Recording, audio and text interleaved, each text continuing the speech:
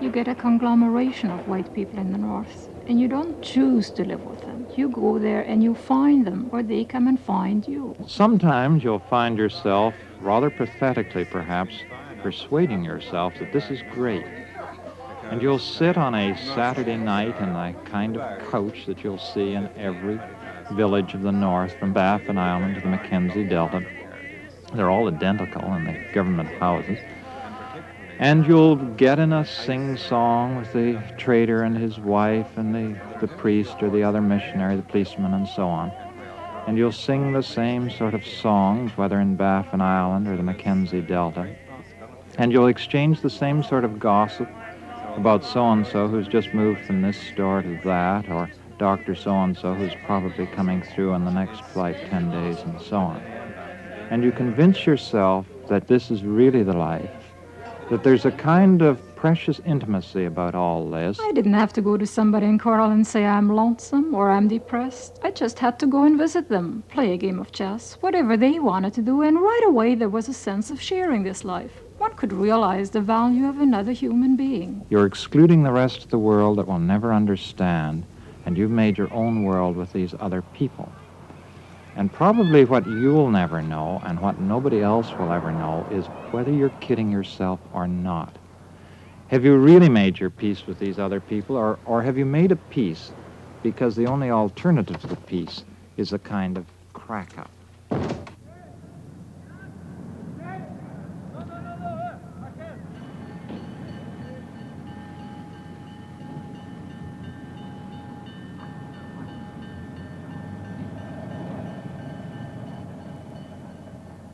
I was, in many respects, solitary, but in a strange way, the North has made me more sort of gregarious.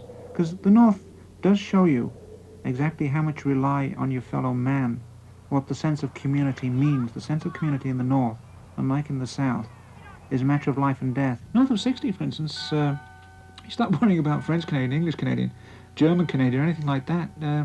You know, Canadians. I always remember a friend of mine who was a very French-Canadian separatist nationalist.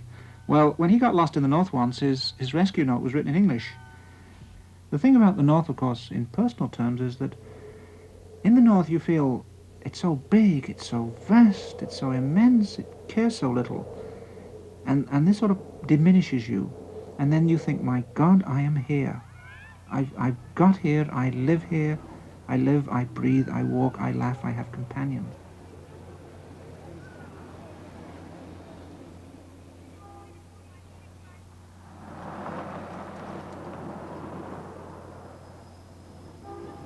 I found that the wide open spaces concept isn't quite what it's cracked up to be. Now I felt that I had real walls around me. There weren't any out there. The walls were those of my own making. I felt cooped in the wide open spaces because I was so afraid to get lost that the environment around me, while being vast in the physical sense, one could see theoretically for 1,000 miles, because there was nothing in the way to block your view. It was surrounded on each side by dangers, for instance, of getting lost. This was, to me, the biggest danger of all. There's a wonderful cliche, which I hope I may be forgiven for mentioning once more, that a nation is great only as long as it has a frontier.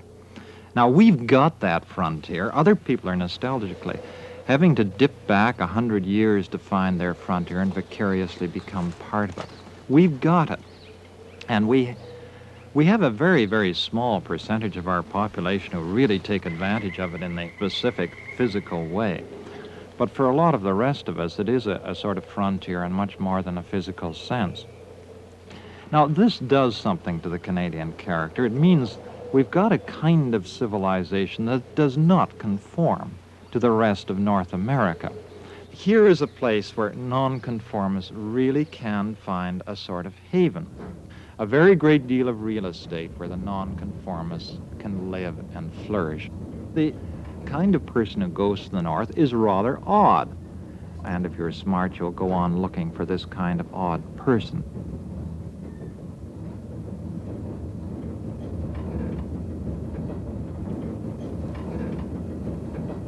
I'm afraid it's not very romantic, you know, my wanting to go up there to find myself or to lose myself or all these various reasons that people give for going into the north.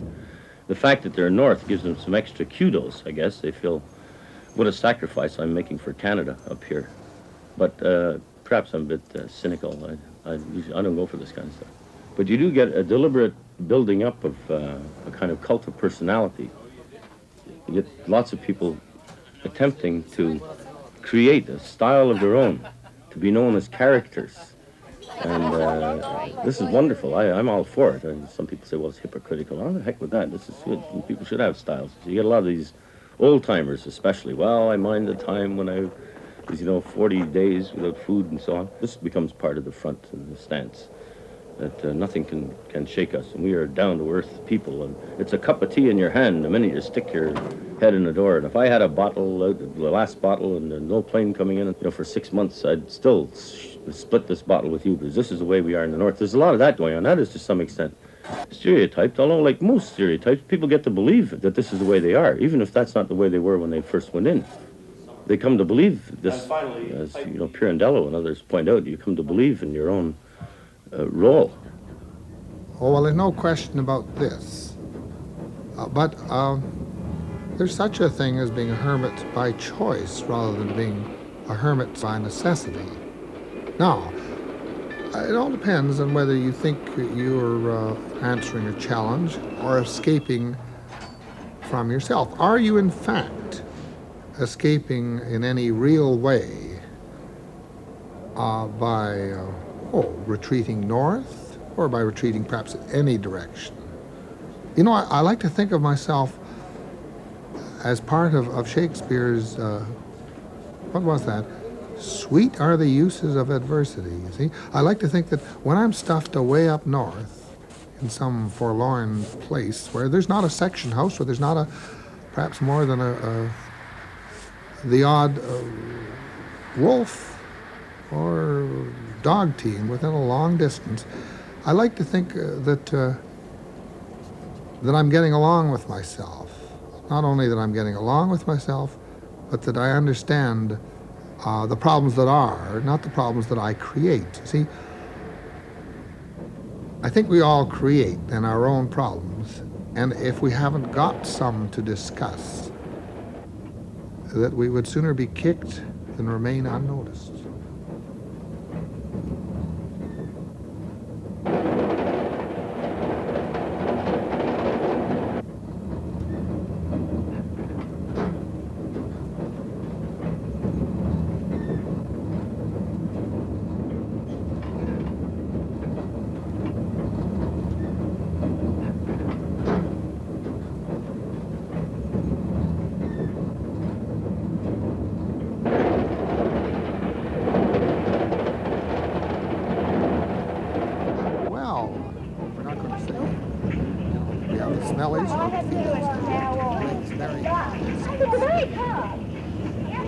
How many people can sit in the bus in the most awful way?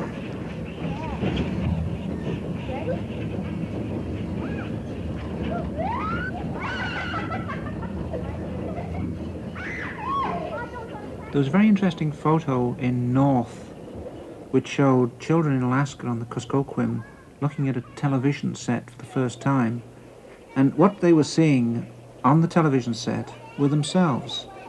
They had a closed circuit rigged up. I suppose, in Einstein's term, if space is curved and we ever get our eyesight up or our missiles up or our messages up, maybe we'll sort of be seeing the back of our heads. I think this is part of the North. It's important, like with the gold seekers. I remember an old Swede who probably hadn't even read Robert Service, and he spread some gold out for me. They keep their little nuggets, and he said, "Take some gold." And I said, I can't take your gold. He says, no, he says, it's not the gold. He says, it's the finding the gold. And I think the North is process. The North is finding, and no, not so much finding, so much as seeking. My experience with the North has enriched me immeasurably. I've enjoyed it. I've liked it. I've done some very foolish things there. I suppose that any perceptive person who wanders about the North and gets to know the Northerners a little bit is bound to have some of his old illusions shattered. If his illusions are based on the kind of romantic approach that we traditionally got from the books and the schoolroom, the stories I mean about the lovely Eskimos and their gleaming white igloos and how life is simple and unspoiled and unchanged and so on. Well, that kind of life is really ugly, ugly, ugly. And you can't have all your illusions about the charming old life when you go up and see the tuberculosis and when you see the wretched health conditions, the wretched living conditions, the unspeakable sanitation. When you see the racial distinctions between a sort of white master race and the lesser breeds that have always been kept just a little outside the law. I'm not blaming anybody for this unless I blame us all collectively. But there's a lot in that romantic tradition that, in my mind, was pretty ugly, judged by today's standards.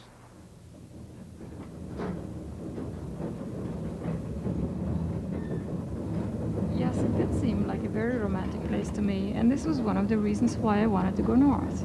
Because considering a place romantic means that one doesn't know too much about it. I had read a great deal about it, and it sounded very, very romantic to me. And I suppose, in a way, I was influenced by this. And when I arrived, it was a cold September day. It was snowing in Coral Harbor, and there was absolutely no one there to meet me. I stepped off the plane, and then there were a number of rugged-looking men with beards, wearing heavy parkas and boots. And here was I, this frail little girl from Winnipeg, who came to the north to help the Eskimos. And at that moment, I think I was more in need of help than anyone else. I felt absolutely lost. I don't know. I think that it's something like marriage, I guess. A person who romanticizes or idealizes his girlfriend, right? And refuses to, quote, see reality, as his parents say, well, look, you know, her teeth are falling out and so on. A person refuses to see this and insists on marrying the girl, discovers after a while that, you know, the parents were right, perhaps. and so he gets disenchanted, right?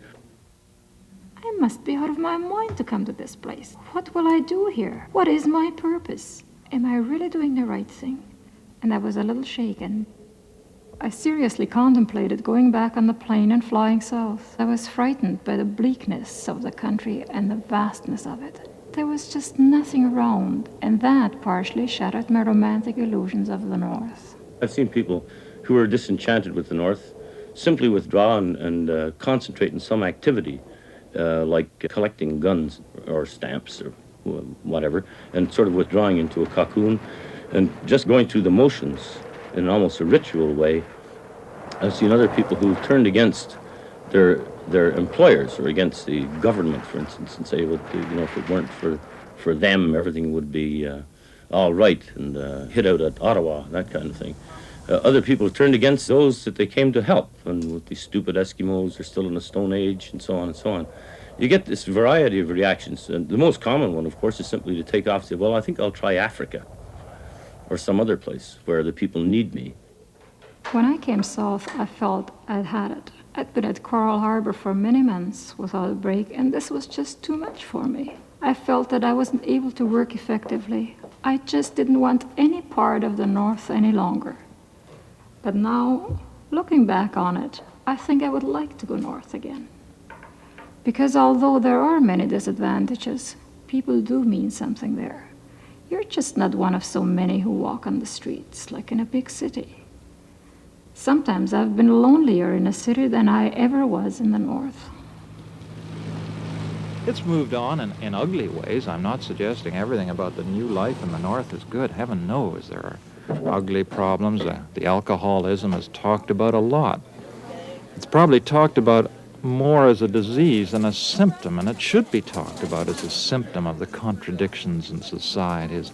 Alcoholism has a lot to do with the sort of protest, the articulate protest of those whose voices were once silent about their place in life. That's ugly. However, we are moving forward. When I was first associated with the administration of the North, one of our sort of heartbreaking tasks was to add up how many Canadian citizens had starved to death in that season. And we used to all keep a sort of chart on the wall of the starvation and hope to heavens that the curve would go down. Well, thank heavens, with all the ugliness that there is in the North today, let's remember that that chart is showing a downward curve. In fact, I think it's some years since we've had outright starvation in the North. But we used to say in the early days of the new administration that our work would in effect show signs of success when for the first time an Eskimo stood up and said, no. First of all, it seems to me that in the North we're seeing one of the final playings out of those two great dreams of man, El Dorado or Utopia. Both El Dorado and Utopia were always located in parts unknown. I mean, it's very difficult to sort of think of Utopia down in Toronto, for instance, with all due deference to Toronto. We know too much about it. We have too much of an understanding of the reality. But north of 60, it's still empty. It's still, in many ways, the land of the possible. And so we have the story of either A, the rich North, the vast treasure house of literature, which, you know, like making me, in Dorothy Parker's terms, sort of flow up, or B, the vast, great, empty, useless desert. To me, the North is so Canadian. Andre Siegfried mentioned this about a window on the future, a potential future. He was writing in 1937, well before most Canadians woke up to the reality of the North. I've seen the shape of a possible future in the North, and quite frankly, it scares the hell out of me.